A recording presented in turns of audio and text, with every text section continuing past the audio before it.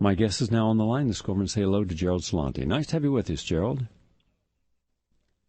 Gerald, what I want to do today is I want to go through a series of commentaries, short ones, on topics that are not getting the attention. I'd like you to give us your short feedback on each one. Okay. All right?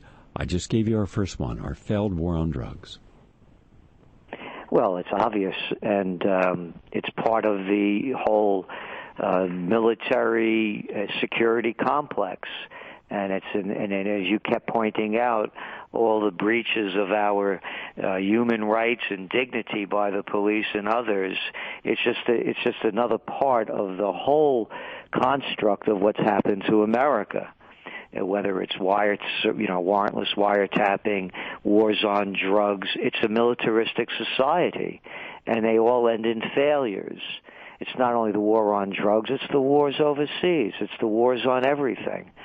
So, and again, and when you're talking about these issues, for example, with every state now, Governor Cuomo making a statement today about gun control, there's virtually no talk at all about the psychotropic drugs that these people have been on. If you want to talk about a war on drugs, and that so many of these mass murderers are whacked out on, and when you look at the trend line for these violent crimes, these mass murders being committed, they follow a perfect trend line of when all these psychotropic drugs have been being used and pushed into the brains of these people that are unstable to begin with. So the war on drugs is just another failure among all the other wars being fought. All right, let's go on to another. We're going to try to keep our answers short because we have so many things to handle here. This is from Richard Clark from Op-Ed News, and he says, is our economy being artificially maintained and propped up? If so, how and why? I'm not going to go through it. I'm just going to give you the titles. Superfluous goods sector jobs. It's not just that the official unemployment numbers are a fraud. Most of the actual numbers are in some important sense fake as well. Ask yourself how many workers today actually produce something of core value, and then understand that 80% of all the jobs in the United States could disappear tomorrow, and if it were the right 80% of them, it wouldn't affect basic human survival or happiness in the least, provided everyone had enough money to buy the products and services that were still being produced. Products like food staples and basic housing, services like basic health care, education, and public transport and utilities. Yes, in our society we need money to survive, and jobs provide that money, but that doesn't mean that any and every job necessarily provides any core benefit. And then when I took a look at the actual statistics, I found out that most of the new jobs came because of the holiday season, and because these were short-term workers brought in at low wages to work in retail outlets, and now that these holiday season's over, they're going to go away. And the actual unemployment rate in the United States, if we're honest, is about 23%. And yet we're not being told the truth. Why can't we be told the truth about the fact that we have a 23% unemployment rate instead of this artificial nonsense of 7.8? Because they lie about everything. They never tell the truth. How about Saddam Hussein having weapons of mass destruction and ties to Al-Qaeda? When did they ever tell the truth? And John, that's John Williams' Shadow Stats, which I urge everybody to look at. He really has the best numbers out there. And again, it's very important to look at this globally. And the only reason the economies are being propped up, and you even could pick up today's Wall Street Journal, you name the country, even Switzerland, that used to be, the benchmark for smart economic fundamentals in running an economy, are printing money. The new head of the Bank of Japan, the Prime Minister of Japan, Abe, he's employed the Bank of Japan to print money. Every country out there is printing endless streams of money at virtually no interest rates going to the banks. That's the only thing that's propping this up. And yes, the jobs are not the kind of jobs that are producing either goods or futures for the people that have them. Did you see the interview between Alex Jones and Piers Morgan on CNN Monday night? Yes, I did. Okay. I believe that Alex would have been a lot more effective had he not hit that third rail of going from outrage to rage. But if you listen to what he actually said for many of his points, it's worth noting. I sent Pierce Morgan today documentation, specific and scholarly documentation that would withstand any court cross-examination of the person's name, their medications they were on, psychiatric medications, how many people they injured or killed, when they did this, where they did this. So we have hundreds and hundreds of these cases. And yet, when we talk about violence in the United States, we only think about gun violence. And then suddenly it becomes we have to get a greater handle on gun violence. Why can't we also discuss other aspects of this? Not that we shouldn't have open and honest discussions about guns. We should. But this is something from Sleuth Journal. U.S. takes the lead in killing of children. Quote, over the last 10 years, 4 times more children died in the United States from domestic violence than soldiers in Iraq and Afghanistan during the war. This is the worst death rate in the developed nation. This means that the myth that adopted children would be better off in the United States than in Russia is doubtful. In addition, no one knows what awaits these children in the United States. In December, the U.S. organization Child Help, that helps children affected by violence, released a new report. The authors of the report wrote about, quote, hidden epidemic of child abuse in the United States. Annually, 3.3 million reports of violence over about 6 million children are received. Every day in the United States, more than 5 children die for reasons related to violence. The authors of the study conclude the U.S. set the worst record in all developed countries in the world. The most widespread child abuse is neglect of their lives and interest, 78.3%, followed by physical violence, 17.6%, sexual violence, 9.2%, and psychological violence, 8.1%. Over 80% of the children who died of violence were under 4 years of age. In approximately 6% of the cases, death certificates did not specify that the cause of death was abuse. And then it went on to talk about more.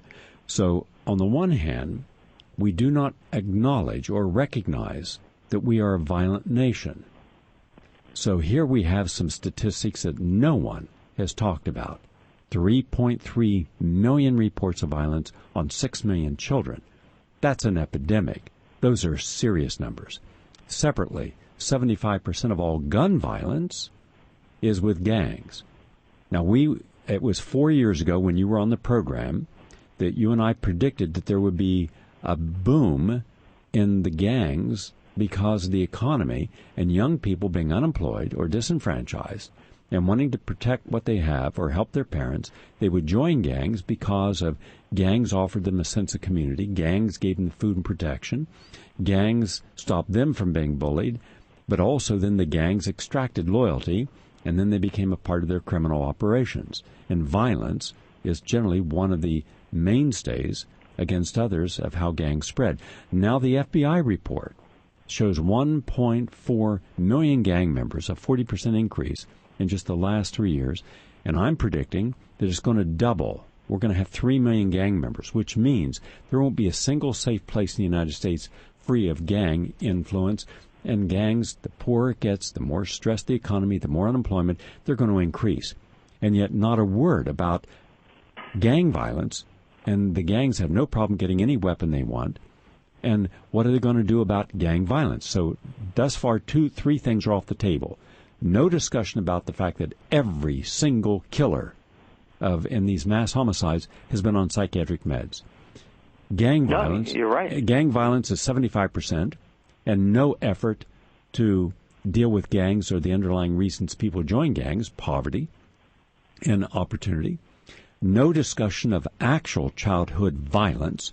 You see, if you narrow, like the people in Congress who are really idiots, but if they narrow the discussion to the talking points have to be register guns, not register guns, have only handguns, or get rid of the semi-automatics, that misses the whole larger argument. Are we a violent nation? If you take away just people who are killed and you look at people abused by violence, then you see that more people were killed by hammers and knives and bats. So are you going to ban knives, hammers, and bats? And what about the kids under 4 who are abused by fists? Are you going to register and ban fists? The insanity of how they're going about this. They're not even knowing which questions to ask. So I've given you 3 areas where we're extraordinarily violent, where we're not dealing with psychotropic drugs as a cause of violence, because a person literally loses their sense of mental capacity, gang violence, which is epidemic, and physical abuse, mental abuse, and neglectful abuse leading to abuse that is killing children in the United States. Your thoughts? We have a culture of cruelty. And, to me, the fish rots from the head down.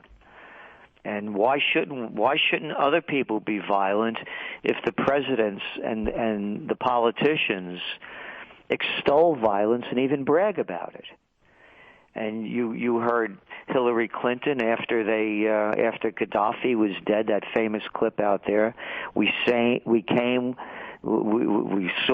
or something. He died, and she starts laughing, and so does the host.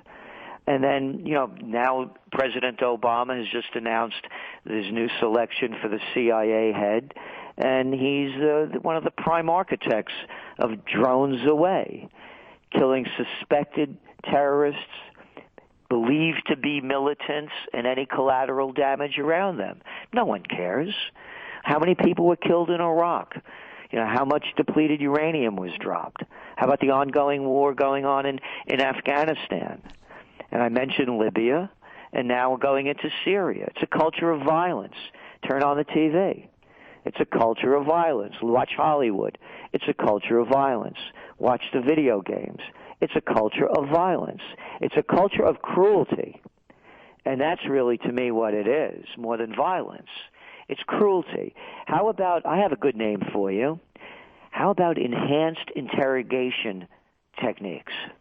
Let's not call it torture. Look what they're doing to this poor guy, Bradley Manning, this kid.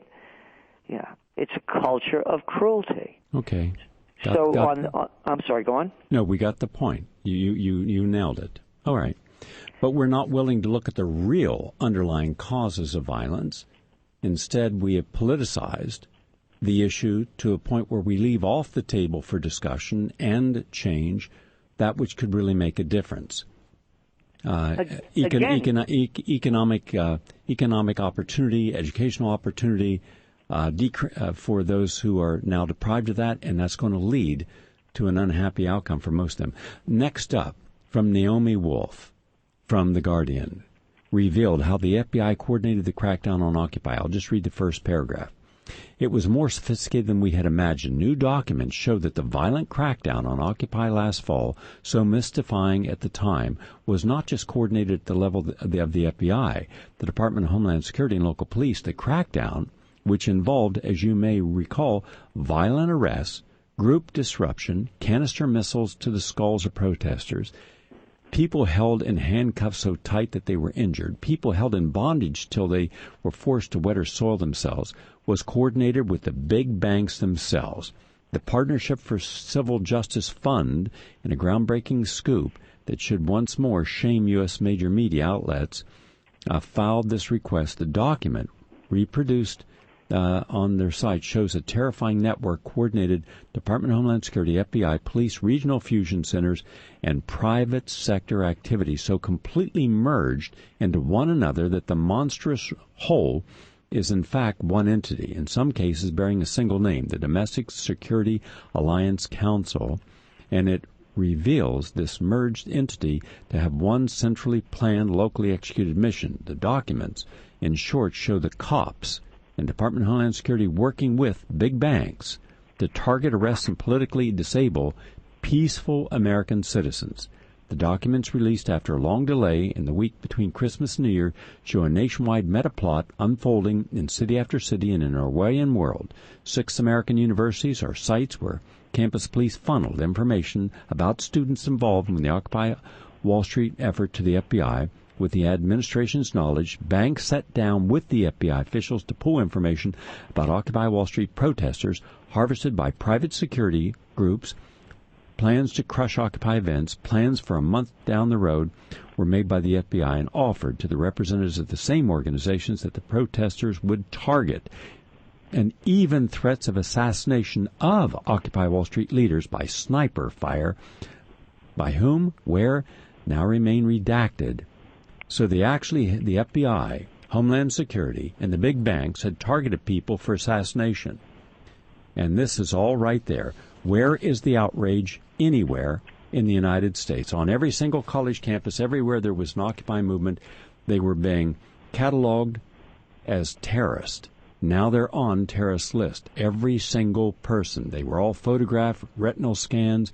They were infiltrated. Every meeting they had provocateurs and people in the meetings. Now we find this out. But that's also true for all peaceful demonstration in the United States. Well,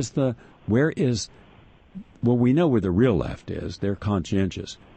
But now it should show how mockingly disdainful the corporate left is when it comes to saying we're with you, and they were part of the problem. Your thoughts? I've said this probably on your show back in 2008. Without going through all of that, in what you said that the private sector working with the government, with the police, the FBI, and other government agencies.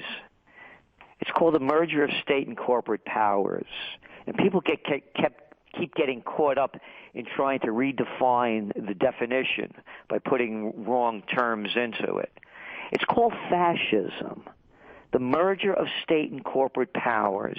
What can anyone expect? It's as old as Mussolini and before, and it's happening here. It's called 4 words: too big to fail. Washington is Wall Street. Wall Street is Washington. You talked about Alex Jones on Piers Morgan, and he started, going on about a new world order. And then, of course, everybody, what world new? You're conspiracy theorists. It's not a conspiracy. There is a new world order. It's called a banking order. And the banking order, it's not only in the United States, it's worldwide. Look what's going on in Europe. Look how they're beating up the people. Look at the poverty. The new numbers just came out. In Spain, Italy, and Greece, between those 3 countries, the unemployment rate for young adults, for people under 35 years old actually, is between 30 and 50%. They still call it a recession. In Greece, in Spain, the unemployment rates are 27% officially, and they call it a recession. So, Gary, this is what happens when societies break down, and these societies they're broken down by the banks. And so this is a fascist society. The behavior is indicative to the disease. All right, now this, to follow up on what you just said, this is from Matt Tabibi in Rolling Stone, and it's an article just today, and it says, Secrets and Lies of the Wall Street Bailout. The federal rescue of Wall Street did not fix the economy. It created a permanent bailout state based upon a Ponzi-like confidence scheme, and the worst may yet to come. Let me quote his first 2 paragraphs. It has been 4 long winters since the federal government, in the hulking, shaven-skulled, alienation-esque form of then-Secretary of Treasury Hank Paulson, committed $700 billion in taxpayer money to rescue Wall Street from its own shenanery and greed. To listen to the bankers and their allies in Washington tell it, you'd think the bailout was the best thing to hit the American economy since the invention of the assembly line. Not only did it prevent another Great Depression, we've been told, but the money has been paid back, all of it, and the government even made a profit. No harm, no fool, right? Wrong.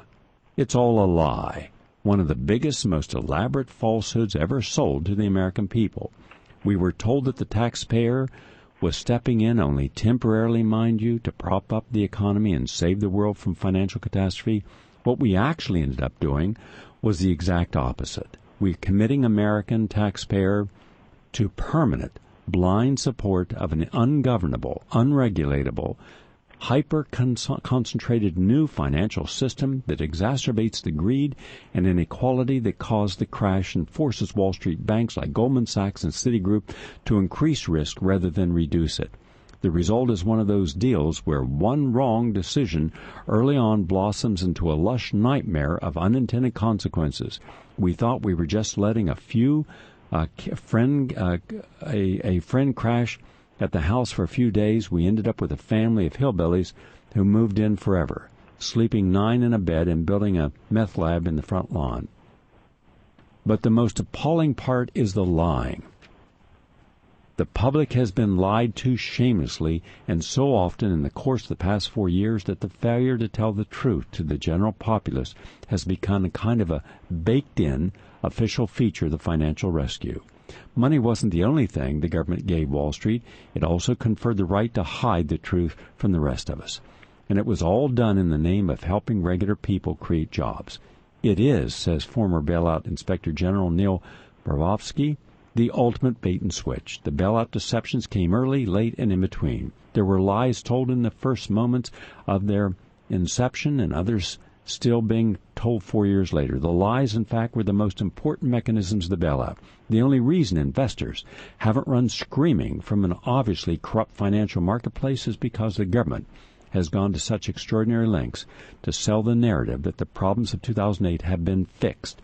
Investors may not actually believe the lie, but they are impressed by how totally committed the government has been from the very beginning to selling it. Today, what few remember about the bailouts is what we had to approve then. Anyhow, it's a long article, and it's a well-done article, and I commend Matt on it. Your thoughts about the fact that virtually all of the Wall Street firms were lying. They are all corrupt. They have engaged in nothing but corrupt, illegal practices, with the full cooperation of both Republicans and Democrats, with Treasury secretaries, with the head of the Federal Reserve. It's one giant cesspool, and no one has the power to change it at this time. Your thoughts? Well, people have the power to change it. It's just not the people in power that are going to change it. That's what I meant. That's what I meant. You don't have the Bananos or Gambinos to go straight. And that's all the Republicans and the Democrats are. And again, I just pulled up a piece that we did. This is September 15th, 2009. No cover-up, no recovery. It's a cover-up, not recovery. It's just a cover-up. And you want to talk about scandals and how corrupt it all is? How about this one? LIBOR. No one's talking about the LIBOR rates. So, the interest rates that everybody has to pay that have been fixed by the major banks around the world. That's right, fixed. The game is totally rigged. And according to the emails, our now Treasury Secretary Timothy Geithner, he knew about it. Mervyn King over there in England, they knew about it back in 2008, 2009. It's a corrupt system from top to bottom. And you want to talk about nobody going to jail, nobody doing any time? You didn't see one head roll under the Obama administration. For, when he went over to Wall Street, the reckless behavior, unchecked excess is at the heart of the crisis, he said. We can be confident that the storms of the past 2 years are beginning to break. He said that in September of 2009. And then again, I could take it personally. My money was stolen from me by John Corzine, the former senator and governor of New Jersey. John Corzine, the former head of the Goldman Sachs gang. That's right. Also the head of MF Global. They went into segregated accounts. I had my money in a segregated account. He went in and stole it because to satisfy his bad gambling habit. Do you see his head roll? He's not even being called up for questioning by the authorities. Oh, and by the way, you know who runs the Commodities Future Trading Commission? Yeah, Gary Gensler. Where did he come from? Didn't he work with Corzine at the Goldman Sachs gang? It's one big club Who was the guy, Gary, that destroyed the Glass-Steagall Act that was put in place during the Great Depression? Bill Clinton. There were 4 people. Bill Clinton authorized it because he's always been on the inside track of getting the handout. You had Rubin, who was Secretary of the Treasury. You had Texas Republican, who was the biggest advocate within the Congress on this, and Larry Summers was an advisor on it. All right. Now, where did Rubin come from, Gary? Goldman Sachs. He was the president of Goldman Sachs. That's right. Who's the head of the European Central Bank? Mario Draghi. Former chairman of Goldman Sachs, president of Goldman Sachs, one of the top executives of Goldman Sachs. Right, vice chairman of the European division. Yes. Tricard Monti over there in Italy, international advisor for Goldman Sachs. Who's the new head of the Bank of England? Also from Goldman Sachs. Mark Carney. That's right. Yes. I mean, what a surprise! I mean, why keep this game going? That's a cartel, all right? That's a cabal. It's the new world order. That's correct. It's the banking order. I agree. All right, and one more thing here. By the way, I am going to take some calls. Our normal program is 55 minutes. At the end of that 55 minutes, we will extend this with Gerald, and you'll have a chance to share your points of view on Talkback at 888-874-4888, 888-874-4888. And for those of you who will not be able to listen to it because your station will be at the end of the 55-minute program, you can use the telephone at 832 280-0066, 832-280-0066. Anywhere in America and Canada, you can use that and hear the program. And by the way, we just got a letter today, and you'll find this interesting, Gerald. So many people are using the phone to listen to the show now that we're number 1 in all of America of all the stations using it.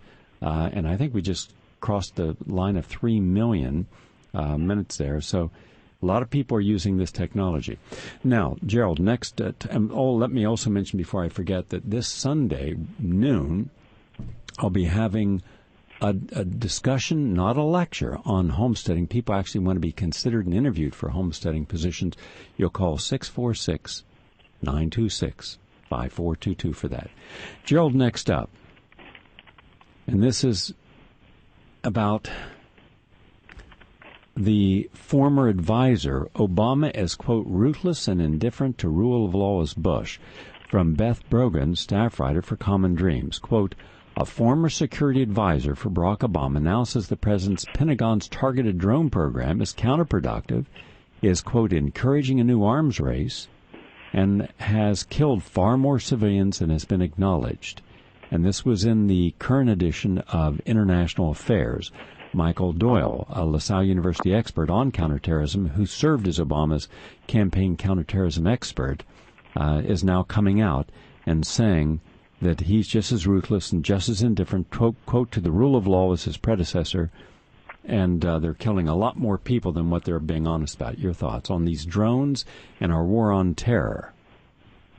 Well, again, it's everybody knows it. Nobody wants to talk about it.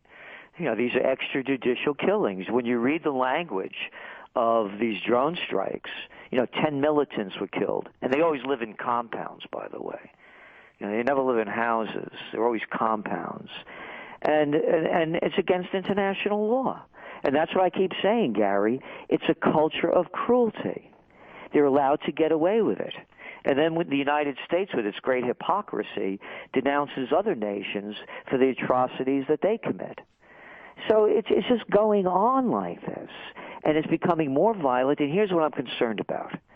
Just as no one is stopping this from happening, my greatest concern right now, and it's going to be we're finishing up the top trends of this year with the magazines coming out, is war. And they're going to take us to war. And I'm afraid that the next war is going to be in Syria. Okay, but hold your thoughts, because we're at the end of this program, and I want to say goodbye to our stations and thank everyone for listening. We're going to continue on with Gerald Celente over Progressive Radio Network or the phone number I gave you, 832-280-0066. Now, there's a major report. I was going to talk with you about this, about the truth behind our actions and behind the scenes in Syria. We've planned on this incursion, this civil war in Syria, because it suited our needs to have Syria taken out of the picture as being a supporter of Iran and physically beside Iran, so that it would give a better position for the United States and Israel against Iran. Your thoughts? Well, exactly. I mean, we were writing about this, for 2 years now, when the so-called Arab Spring first began to break out. It's exactly why. And also that Syria and Libya were the only bases where Russia and China had access into the Mediterranean. It was the only places they were going. And so with Syria out of the way, then Iran is next. And there's also another very important note into this. Matter of fact, if people go to my website, TrendsJournal.com, and go to my media blog, there's an interview with me and the bureau chief from Al Jazeera, Washington bureau chief, prior to the United States humanitarian mission in Libya, so-called humanitarian mission. This guy goes off the charts when I call him out. Anyway, because this all ties together, because you're talking about why doesn't the media do this, why doesn't the media do that. As you well know, Al Gore just scored $100 million by selling his current TV cable station, of which nobody was watching, 42,000 viewers at a high spot each night on a given show. So who bought it? Al Jazeera. Who owns Al Jazeera? The Qatar government, members of the Arab League. The same Qatar government that was funneling all of the arms, along with Saudi Arabia, into Libya with the acquiescence of the United States and destabilized that area. The same Qatar government that is behind the Syrian revolution, of which you keep seeing over and over again. It's the same kind of Islamic groups that are the radical fringe. And now they are going to have their voice in America. Isn't that nice? So when you put all these pieces together, it's a continuation of the United States trying to gain more and more control over the oil-rich, resource-rich Middle East. One last thought on this from Chris Hedges, State of Fear, from truthdig.com. Quote, Shannon McLeish of Florida is a 45-year-old mother of 2 children. She is a homemaker, a taxpayer, and a safe driver. She votes in every election. She attends a Unitarian church on Sundays. She is also, like nearly all who have a relationship with the Occupy movement in the United States, being monitored by the federal government. She knows this because she's read FBI documents obtained by the Partnership for Civil Justice Fund through the Freedom of Information Act. She was startled to see a redaction that could only be referring to her. Her story is the story of hundreds of thousands of people, perhaps more, whose lives are being invaded by the state. It is the story of a security and surveillance apparatus overseen by the executive branch under Barack Obama that has empowered the FBI and Department of Homeland Security to silence the voices and obstruct the activity of citizens who question corporate power. And so here we have, and it's a good article by Chris, and I recommend people read it, but we are living in a state of fear in the United States. For many people who have consciousness, they know that if they protest, if they go against corporate rule or the government, they will become on someone's watch list. And then on top of that, we have today, Congress is less popular than cockroaches and Genghis Khan. Quote, yeah, true. This is true. The little of U.S. Congress, fresh off its fiscal cliff budget, is now less popular than cockroaches and lice. The public policy polling surveyed 830 Americans and revealed that Congress has hit new lows in the eyes of the same U.S. voters who sent representatives to work. The legislative body proved less popular than traffic jams, Donald Trump, France, lice, Genghis Khan, cockroaches, and used car dealers, the poll found. So how is it that on the one hand we are a nation of fear, on the other hand we are a nation of bread and circuses to distract us from the pain and angst of a surrealistic existence? Your thoughts? It's people won't let go of their belief systems. And they still, even though they say that, they believe in others. You know, politics in America is like a religion. And you know me, I'm a political atheist. I don't believe in political religions.